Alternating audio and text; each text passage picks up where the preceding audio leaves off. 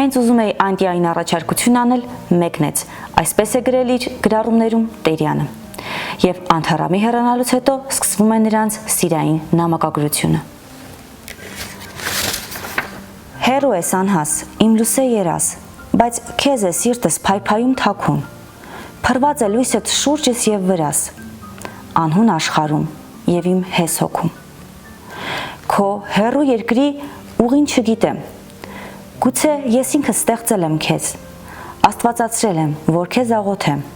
հրամայել եմ, որ վրաս իշխես և քաղցր է լինել քո կամքի գերին, քո չարությունը բարիք համարել, կրծքաբաց ելնել ընդդեմ քո սրին և այդ մահաբեր ձեռքը համբուրել։